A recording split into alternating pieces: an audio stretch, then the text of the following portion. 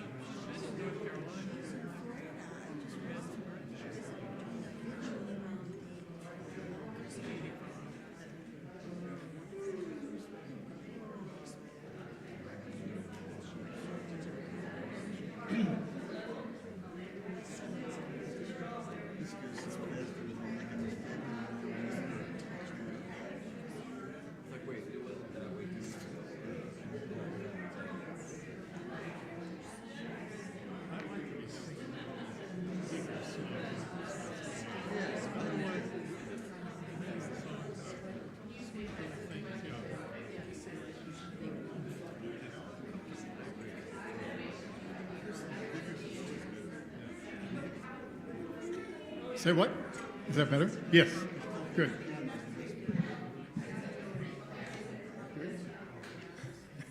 Can you hear me now?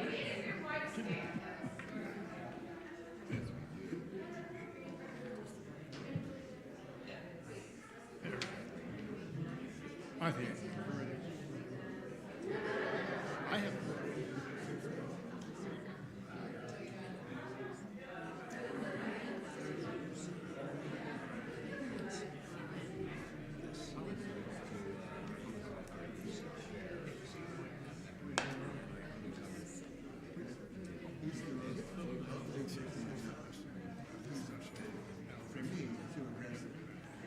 When he comes up to me and says, "What's my name?" When I'm feeling introverted, it's just you've got to meet this person right now. Stop.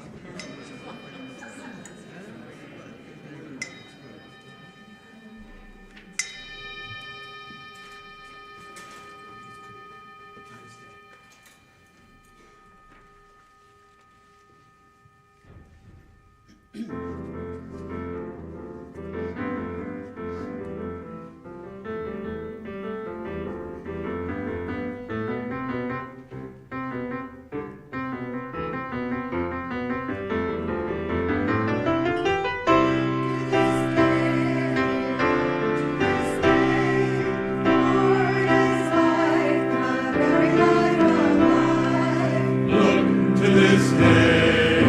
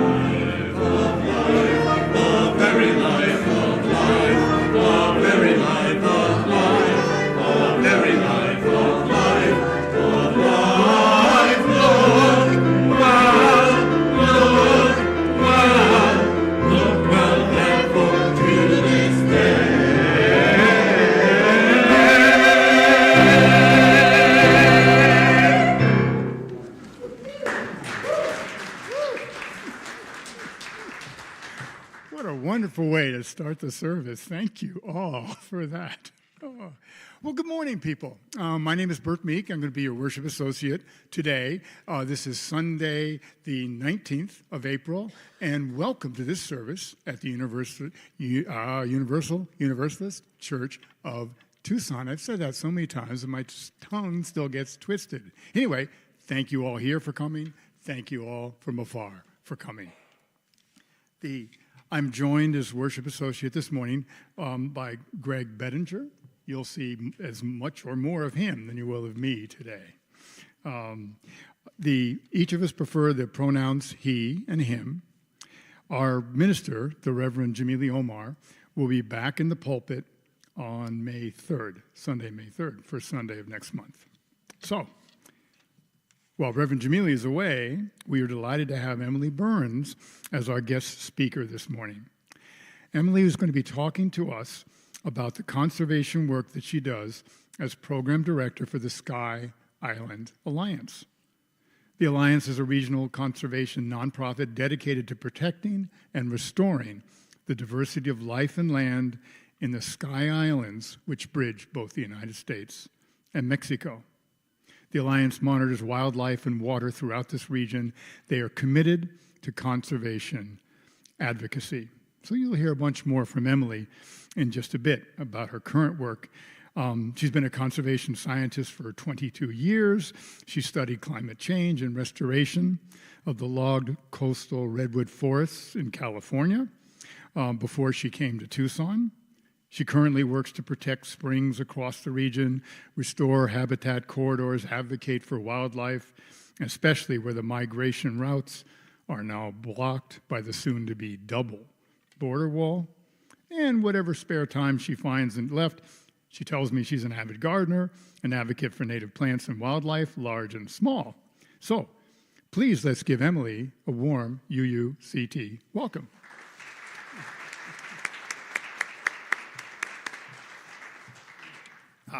Before I forget, please silence your phones. And even more important than that, we have bathrooms. There are two just where you entered. They're either two, but those are gender-specified bathrooms. The one in the back behind the AV desk is open to all genders and is fully accessible as well.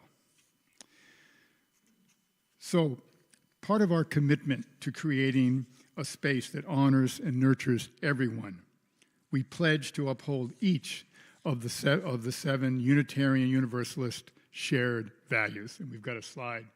Jamili did this. This is pretty cool. So you'll see the values up there. Today, I'm going to be talking about interdependence because these values, each of them, bind us into a community that tries to bring out the best in each and every one of us. So a little more about interdependence. Each of us, I don't need to tell you this, each of us needs others to survive and thrive. All of humankind's achievements have been made only through cooperation and interdependence. I got another slide for you. Look at these folks. Look at these folks. Note the two flags, yes? The Artemis II crew could never have achieved what they did without these four working really closely together and then relying on the hundreds of NASA workers who are earthbound and supported them. And remember, beyond just the human connections, we all need to recognize that we are just one part of the entire web of life, the ecological environment that we rely on. Protecting and restoring this ecological environment is exactly where Emily has committed her life work. Now, something we say every week in recognition of the times in which we now live. On Sunday mornings only, the sanctuary, where we are now, social hall, Goddard over there, our parking lots, even the children's classrooms are open to all without invitation. Now, in contrast to those areas that are open to everyone, we have designated a number of other spaces labeled as private, even on Sunday mornings. Private offices are labeled as such, clear yellow and black signs. And these spaces are accessible, available only by invitation. Now, I give all of you here the invitation to use those rooms whenever you want. But that invitation does not extend to law enforcement officers or to ICE, including ICE. They can enter these private spaces only with a properly signed judicial warrant. So, at any point today, if you feel unsafe, you have access to you don't need any warrant. You can just go there. So, as we worship today, let us always be mindful of those desert people who came first to this very ground in which we celebrate our religion, and their land was stolen in successive acts of genocide and displacement. So we honor the O'odham, the Yaqui, the Apache. We also honor the Hohokam and the many other ancient peoples, indigenous peoples, whose names are no longer known to us. We say their names during each service because we refuse to forget. We will not whitewash the true history of this land where we now live and where we now worship. So as we move more deeply into the sacred space of worship, please know that we value each and every one of you for what you bring to us today. This message comes not just from me, but from everybody in our congregation. We carry close to our hearts our commitment to strive to become as varied as the blooms on the Sonoran Desert. And as part of our drive to advance UU's 8th principle, which is to build a diverse and multicultural community, we value all of who you are. So, whatever ethnic background you claim, whether you walked in, whether you rolled in, whether you skipped in, I think I saw someone do a cartwheel in, we welcome you. Whomever you love, wherever you are in your spiritual path, whatever is your immigration status, however you identify your gender, and however you choose to express it, you are welcomed here. Now, we extend our hand of welcome to all new visitors.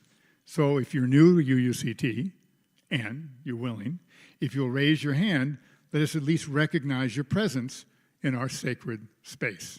Anybody? Yes, there's one. There's two. There's two. Oh, yay. Thank you for coming. We hope you'll come back. So, to get people thinking about the topic of our service this morning, I'd like you to turn to your neighbor and talk briefly until I ring the bell about what event or what experiences first brought your awareness of the importance of the natural environment and of its fragility.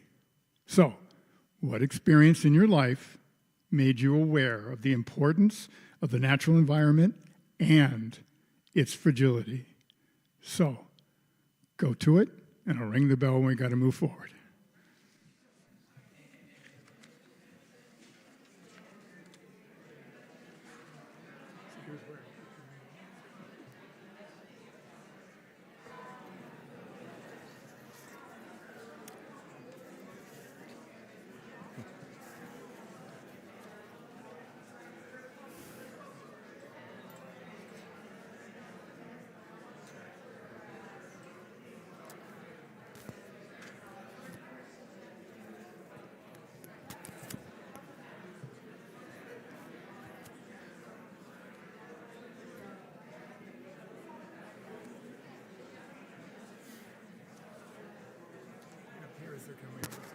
Yeah.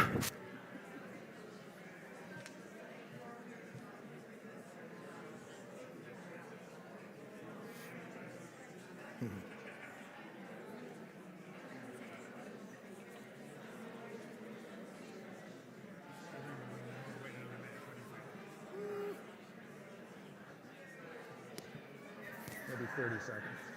Yeah.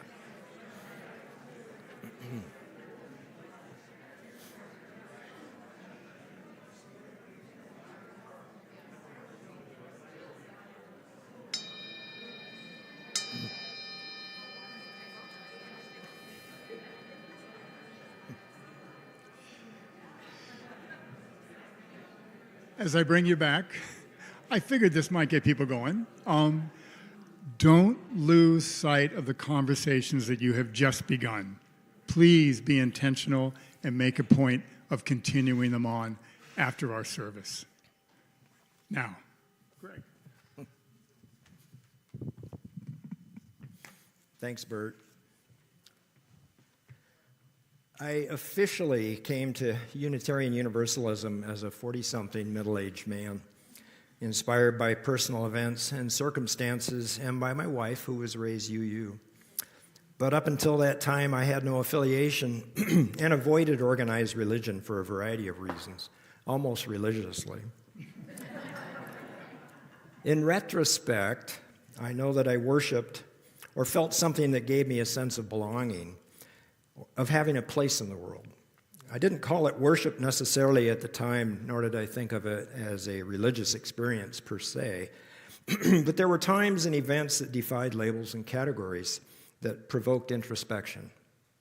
Things like a backpacking trip into the wilderness, flying in a small airplane during a storm-laced sunset, or hunkered down at a mountain campsite waiting out evening thunderstorms to pass.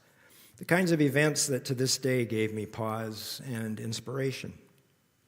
At times like these, I've tried to understand this profound sense of giving myself over to something larger, perhaps what some traditions refer to as the Creator, others as God or Great Spirit. John Muir, one of our great American naturalists and conservationists, sought out this kind of experience on a daily basis, finding his cathedrals in the Sierras, and wrote this about his first time exploring those high western mountains. Oh, those vast, calm, measureless mountain days, inciting at once to work and rest.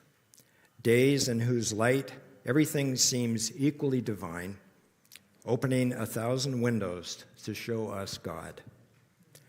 Muir was one of America's more famous and influential naturalists and conservationists. I feel a strange kind of indebtedness to him for encouraging me to try and understand the importance of experiencing and protecting our natural heritage. For our chalice lighting today, this builds on John Muir's belief in the interdependence of humans and the natural world, our innate connection, as reflected in his many writings over a lifetime of exploring and contemplating nature. I've chosen a few for this morning. Through listening to nature, we learn more about ourselves and each other. In every walk with nature, one receives far more than he seeks. Everybody needs beauty as well as bread, places to play in and to pray in, where nature may heal and give strength to body and soul. Good morning.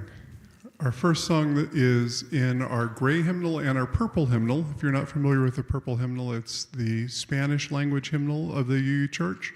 And we're going to sing an English verse and a purple verse and a Spanish verse in alternation of Por la tierra sempiterna, or For the Earth Forever Turning.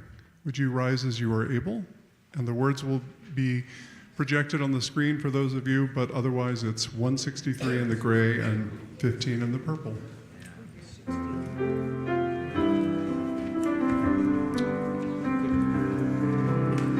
For the earth forever turning, for the skies for every sea, for our lives, for all we cherish, sing we our joyful song of peace.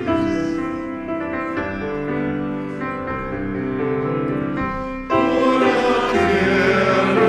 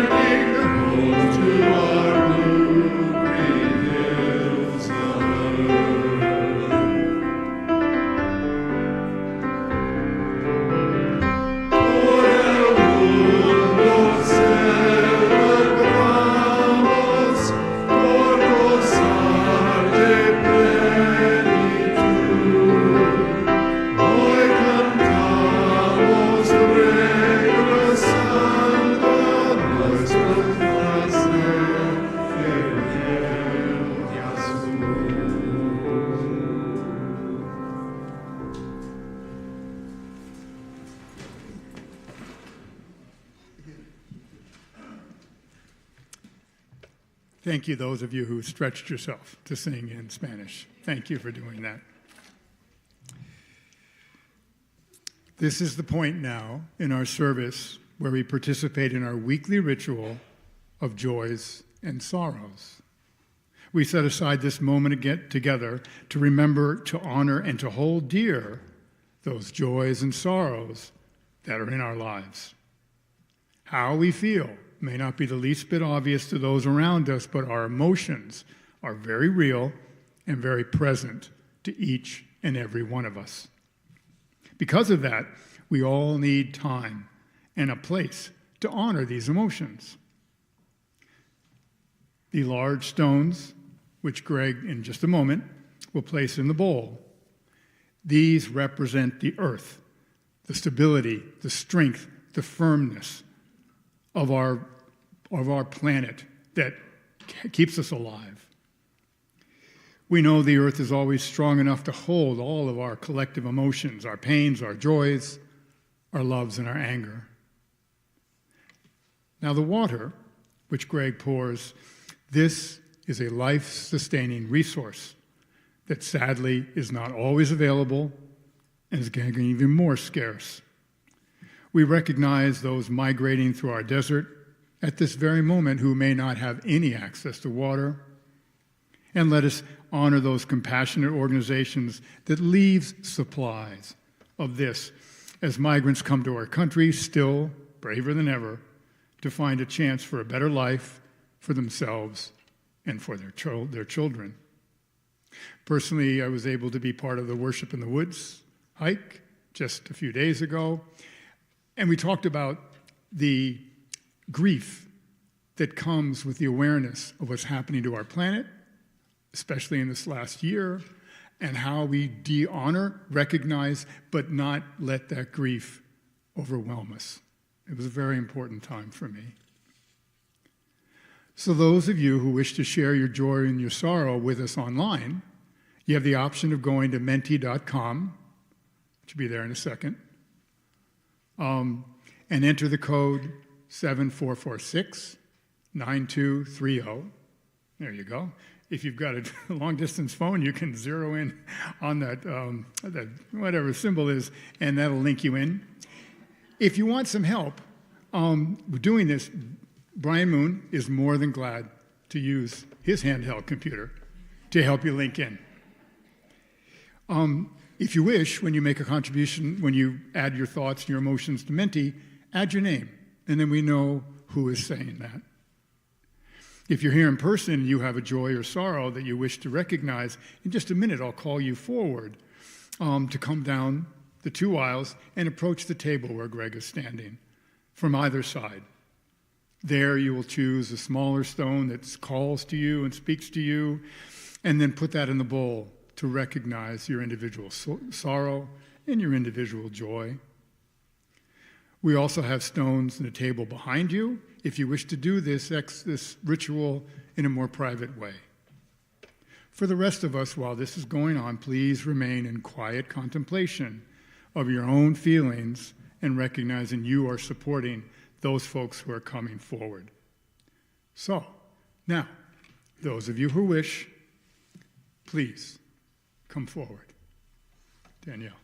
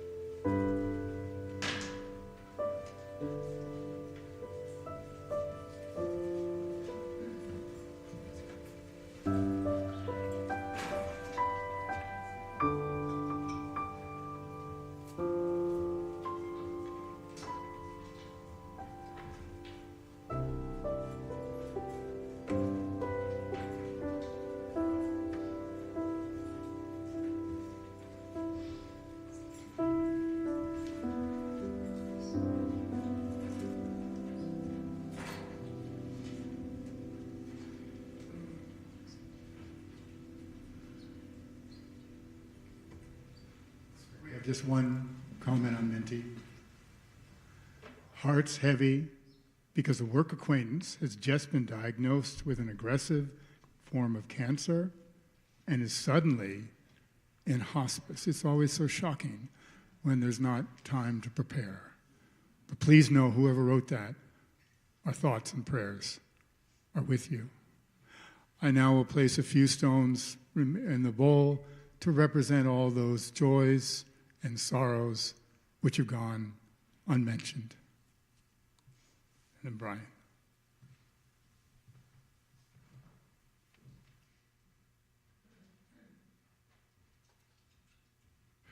Please remain in your seats and sing 15 in the gray hymnal, The Lone Wild Bird.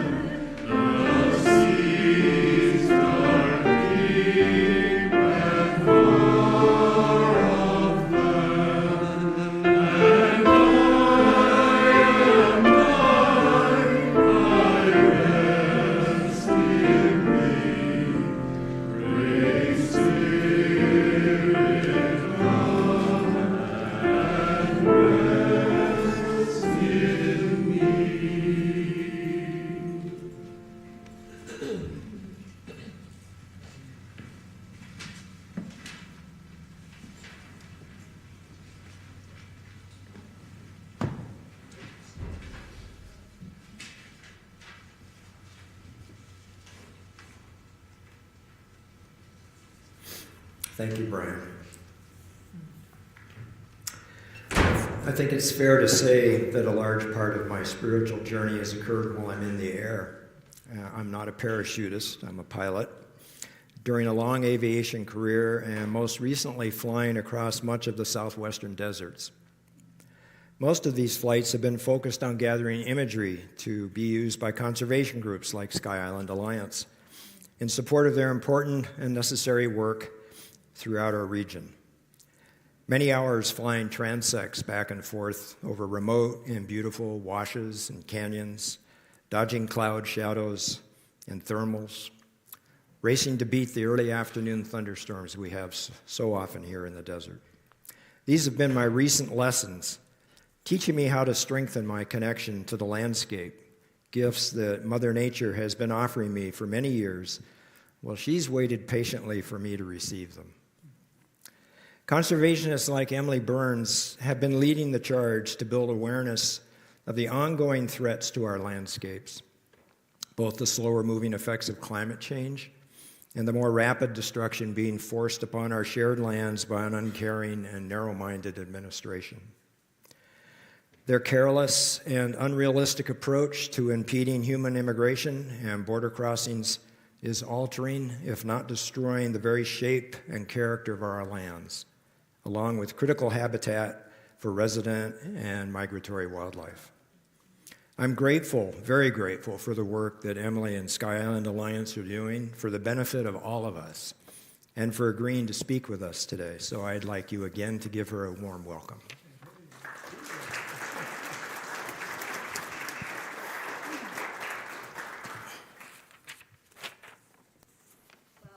Thank you all so much for having me here. I feel very welcome.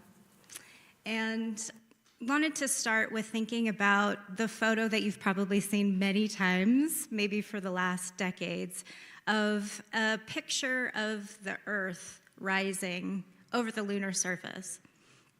This photograph was taken in 1968 during the Apollo 8 mission. And I'm sure we all look at it and realize, yep, Earth's pretty fragile, pretty isolated, and pretty amazing. And it always makes me want to be there on the Earth.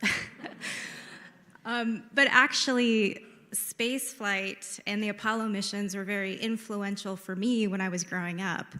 And a little known fact about me is that I actually wanted to be an astronaut.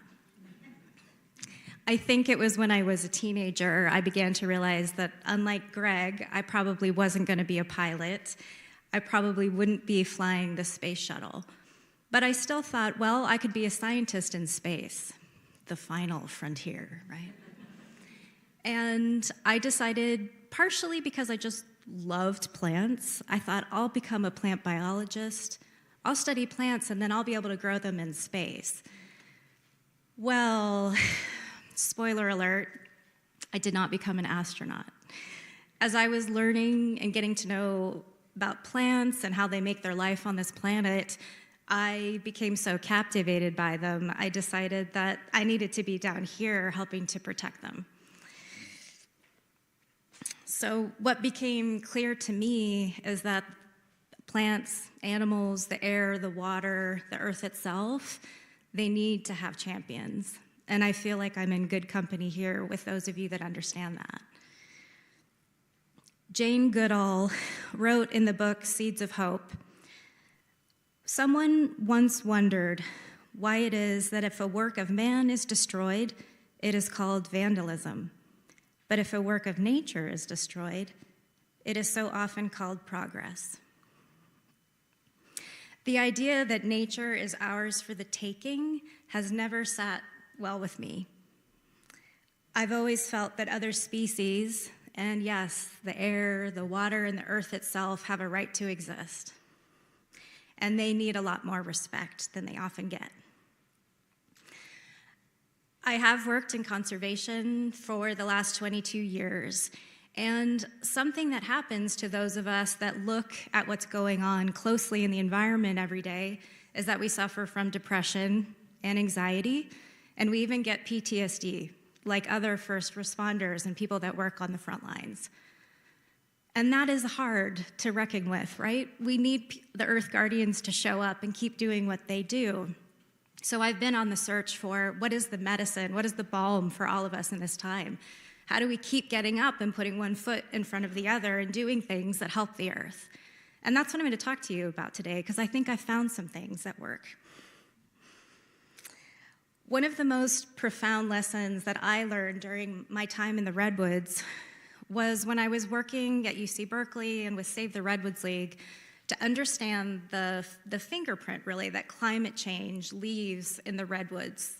The redwood forest is the tallest forest on our planet. And what we began to understand is that if we look into the trees themselves, into the tree rings, it's actually a journal of what's happened in the forest and how the trees responded. That is totally amazing. And oh, what things these trees have seen that can live for thousands of years. So for a moment, join me in imagining yourself as a redwood tree, firmly rooted in the ground. Imagine the sunny days where you get to make more food for yourself and you feel satisfied. The days when the fog and the rain come in and finally quench your thirst. Maybe you've been waiting for the rain for months and you're really thirsty. Imagine the wind whipping you around, sometimes tearing your branches off, which is frustrating. And imagine when a forest fire, a wildfire comes through, burning the forest floor below you and singeing your bark. And maybe it also initiates something within you and your seeds begin to fall from cones to the forest floor that's now been opened up. From the fire is the chance for the next generation, and you get to be part of that. And then for many of the old trees, they witnessed loggers coming in, humans coming in and cutting down trees in the forest because people thought that the forest went on forever over the horizon. All of this is, we can read this in the tree rings of the redwoods themselves. What a story. And what's fascinated me the most is that these trees witness all of that, provide air and shelter for us in the best of times and the worst of times, and they don't move. They don't go seek shelter. They stand strong and stoic. And to me, that is the wisdom of ancient trees. For me, really, all plants are teachers. All animals are teachers. You know, some of the lessons are really obvious. You know, if you go too close to a rattlesnake, it's going to warn you to stay away. That lesson's pretty clear, right? But for many of these other species, we truly have to pay more attention and listen really closely to understand what it is that other species here on Earth are trying to teach us. What I've come to realize that the biological and spiritual connections between us and other species really is the medicine. And when we take the time to pay closer attention, what we see is really absolutely wondrous. So think for a moment about the synchronicity that happens when migratory bats begin to move northward from Mexico. They fly following the blooms of agaves and saguaro from Sonora into Arizona, and they go up in elevation last, following the flowers. Are the flowers calling them? Somehow, they always arrive on time. We also have over 1,300 species of bees here in the Sky Island region. That's more species of bees than anywhere else in the world. And I love to think about the cactus bees that live underground, and then they emerge when their favorite flowers are blooming. How do they know?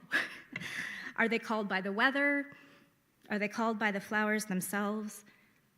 All I know is regardless of how it happens, and I think that's absolutely amazing. And then I love to think about the hawk moths. I'm really obsessed with them right now. They fly through the moonlight during the summer, and they find the night blooming cereus, this native plant that's hidden all the time, the whole rest of the year, in the branches of usually creosote. It's just a tiny stick-like cactus. And these cacti bloom on the same night of the year, all together. Complete synchronicity. And these hawk moths are attracted to the perfume, and they fly through the air, and they find these flowers, and they pollinate them. And what a thing for us to witness. You can go to Tohono Chul, and you can see the blooms this summer, and I hope you do. But you can also be a more active participant in this process. Even if you just have a tiny space outside your front door, you can plant a native plant and help sustain the hawk moths for all the other nights of the year when they don't have access to the night blooming cereus. So I hope you feel like I do. There's this undeniable desert magic all around us, and it really is amazing to witness. And there are so many cosmic secrets that are right there in front of us when we have a chance to take a look. So in this image of a sunflower, you see a perfect spiral. And mathematicians can explain it. It's the Fibonacci sequence, the golden ratio. 1 + 1 is 2, 1 + 2 is 3, 2 + 3 is 5, and so on. Well, this pattern shows up in nature over and over and over again. If you go to Rocky Point, you may find it in a seashell. You can see it all around us, and we don't necessarily know why. We don't know why it appears, what they mean, or even why we're lucky enough to find them. But you can go outside and you can find a saguaro. If you get a good vantage point, you will see the spiral. You will also see the spiral in a pine cone up on Mount Lemmon. And I just love this, these patterns in nature that if we look closely and pay attention, we get to witness. I let all of these little things fill me with wonder, and I think that it might fill your cup as well. So I invite you to sit down today, and I'm giving you a homework assignment, so prepare yourself. Sit down today in front of a flower. Sit there for 5 minutes and commune with that flower.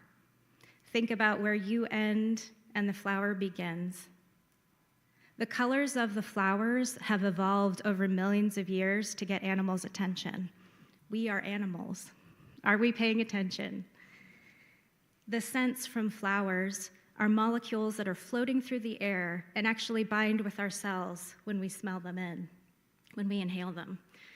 The flowers are actually reaching out to us to communicate, so we can listen. Breathe in the oxygen produced by the trees around you today. Look at the sunlight coming in through the leaves of a mesquite tree. Maybe tonight, look up at the stars, watch for the bats, watch for the moths, and let it fill you with wonder, because all of those things are the good news around us all the time. And if we pay close attention to those things, and I personally have become a huge collector of those moments, those are the things that fill my cup and keep my hands going to plant native plants in the ground and to help make this earth a little bit better every day. I hope that this helps you think about how you could give back to Mother Earth, our precious home, and I hope that you experience amazing moments of joy. You don't have to be out deep in the wilderness. It's right outside the door. Thank you.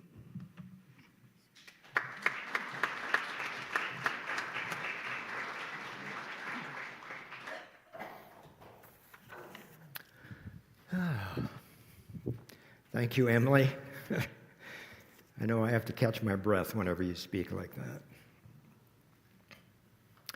While we reflect on the stories, music, and inspiring words we've heard today, I'd ask that you look around at all the faces of this community.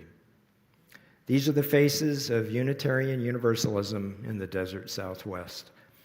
Some you recognize, others not, young and old. We know some are missing just today. Others have gone on a new journey, and we won't see them again. Our time in this beautiful home we call Earth doesn't last forever. But our UU values can and must outlast all of us. Our religious community, the UU Church of Tucson, is a meaningful and valuable waypoint on my personal journey, and I always keep an eye out for chances to support it, as I've done today with Bert as a worship associate. Indeed, this work nurtures me and enables me to grow and explore in ways I never imagined possible. And it provides me with numerous opportunities to return the favor, one of which is to offer financial support. I know you knew that was coming, which I would encourage you to do this morning as well, as our ushers pass our offering baskets among you. If you're a visitor here today, please feel free to let the baskets pass you by. We're so glad that you've joined us, and we actually hope you'll see us here again. For those of you watching online, you can send a check to our church office or give online at uuctucson.org/donate. Your gifts will be welcomed with gratitude. And as the offering is collected, announcements about upcoming activities will appear up here on the screen. Thank you.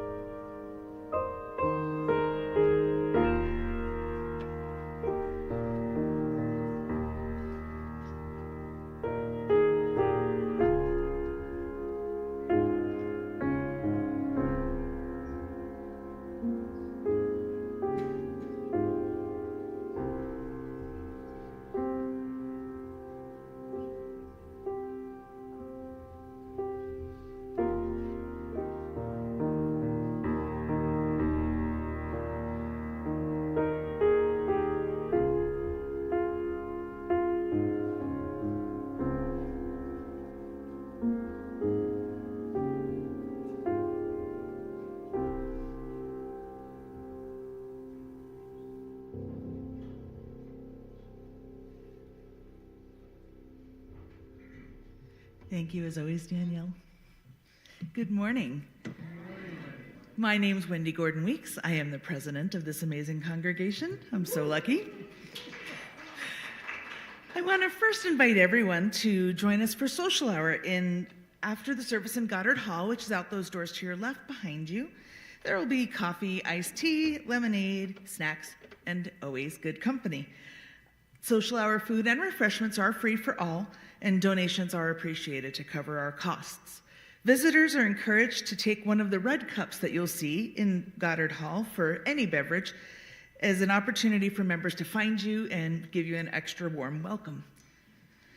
If you're new and you want to stay in touch with us, you can fill out a guest information card in the Welcome Center in Goddard Hall or in the foyer here.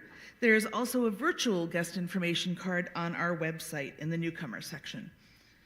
You have heard about the policy regarding uninvited law enforcement on campus in the welcome. If you have any questions about it, please find a board member. You'll know us by these fancy blue lanyards, a member of the safety team, or Reverend Jamili. We're staying up to date on situations we find ourselves in and revisiting that policy as necessary. Couple of specific announcements this morning. We have the newcomer welcome and breakfast on April 26th, which is next weekend, from 9 to 10:15. If you're new to UUCT and would like to learn more, that newcomer orientation is scheduled for April 26th at 9 a.m. before church. Join the welcoming and membership team in Servetus, which is outside near the children's space. It's that last room on the left when you go in the children's courtyard, and we'll have breakfast, snacks, and coffee. We'll explore UUism in a broad sense, as well as our church and its many activities in particular. To RSVP, please contact Mary Holly Allison or Leslie Scott. Children's dedication service coming up. Life is a gift full of mystery and wonder, a gift that involves our whole community. At UUCT, we want to welcome our new children of all ages and families into this amazing and sometimes scary world. Through a child dedication ceremony, we dedicate our community to help our children learn and grow. All children and families who have not had a dedication are invited here, May 23rd at 10:30, with the start of Sunday service. And if you have questions or you'd like to RSVP, yeah, May 3rd. Sorry about that, May 3rd. And that's Miss Lily, who you should RSVP to or direct questions to, who was just correcting me. She's our DRE for UUCT. We do have our annual meeting coming up in 2 weeks. We hope that you'll hold the date and join us as well. And look for more information. That email will be going out today or tomorrow from your Board of Trustees for our annual meeting. It's really important that we have everybody's input. And there'll be a town hall the week before to go over the budget and answer any questions you might have. Come talk with me or someone else with one of the fancy blue lanyards if you want any more information about any of that. And I'll be available in social hour if you have any questions or feedback for your board. Thank you so much.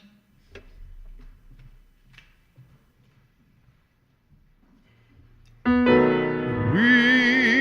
are grateful for the endless blessing we receive beyond what we could have conceived, for this journey that has led us here and the path to follow of a love so dear.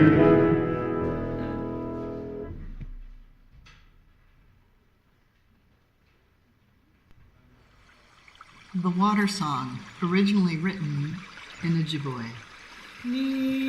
Water, we love you. We thank you.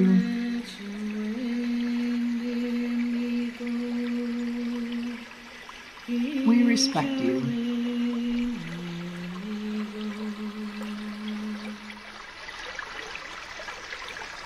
We are Water Protectors, written by Carol Lindstrom. Water is the first medicine, Nokomis told me. We come from water. It nourished us inside our mother's body, as it nourishes us here on Mother Earth. Water is sacred, she said. We stand with our songs and our drums. We are still here. The river's rhythm runs through my veins, runs through my people's veins. My people talk of a black snake that will destroy the land, spoil the water, poison plants and animals, wreck everything in its path. When my people first spoke of the black snake, they foretold it wouldn't come for many, many years. Now the black snake is here. Its venom burns the land, courses through the water, making it unfit to drink. Take courage. I must keep the black snake away from my village's water. I must rally my people together. To stand for the water, to stand for the land, to stand as one against the black snake. We stand with our songs and our drums. We are still here. It will not be easy. We fight for those who cannot fight for themselves. The winged ones, the crawling ones, the four-legged, the two-legged, the plants, trees, rivers, lakes, the earth. We are all related. Tears like waterfalls stream down, tracks down my face, tracks down my people's faces. Water has its own spirit, Nokomis told me. Water is alive. Water remembers our ancestors who came before us, she said. We stand with our songs and our drums. We are still here. We are stewards of the earth. Our spirits have not been broken. We are water protectors. We stand. The black snake is in for the fight of its life.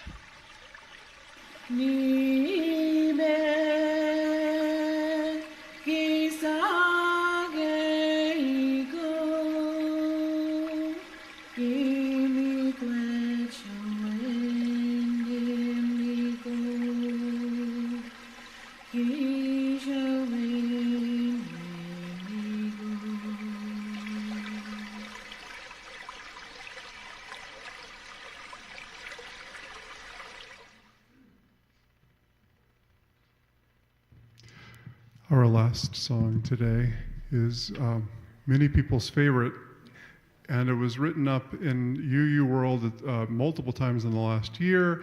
It is tied very much to UU's Earth efforts in general, but the lyrics invite us to do what Emily has asked us to do, which is to just acknowledge and be in awe and thankful for the world around us. Would you, in that spirit, rise as you are able and sing Blue Boat Home?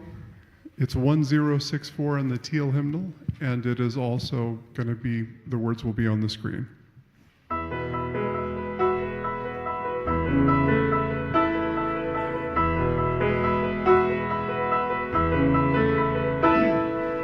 Though below me I feel the motion, standing on these mountains and plains, far away from the rolling ocean, still I drive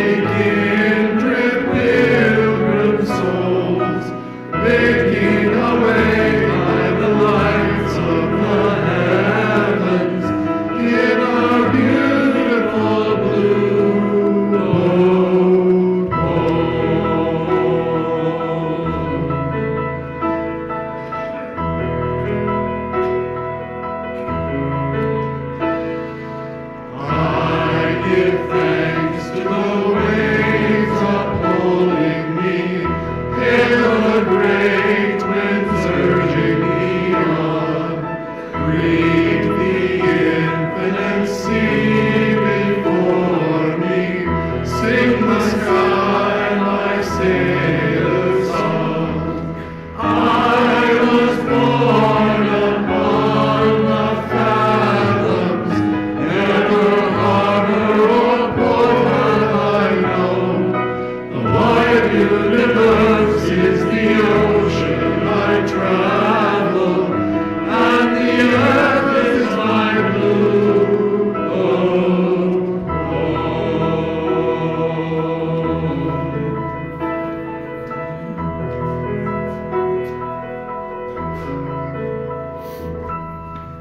Please be seated.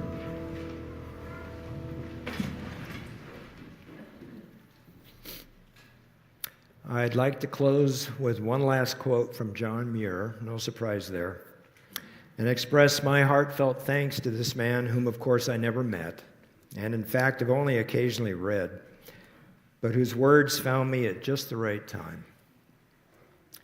He writes, "As long as I live, I'll hear waterfalls and birds and winds sing. I'll interpret the rocks, learn the language of flood, storm, and the avalanche. I'll acquaint myself with the glaciers and wild gardens and get as near the heart of the world as I possibly can." Our chalice lighting today is going to be first in Spanish and then in English, and I'm inviting Paul Rand to come up here and help us with all of that.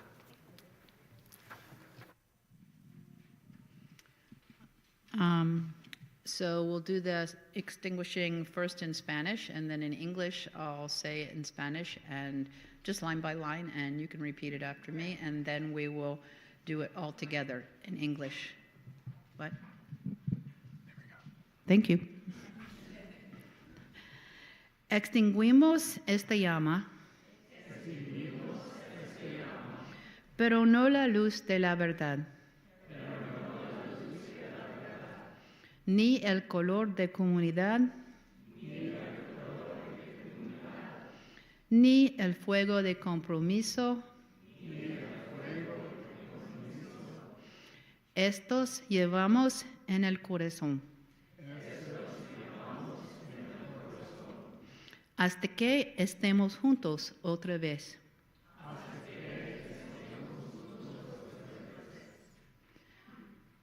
We extinguish this flame, but not the light of truth, the warmth of community, or the fire of commitment. These we carry in our hearts until we are together again.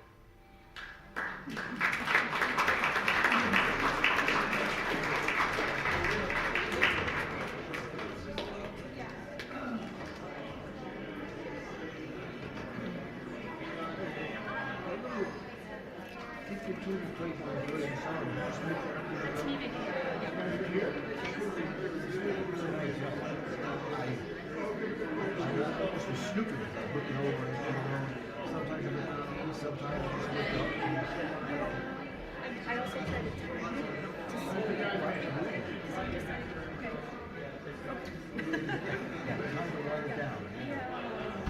Really special.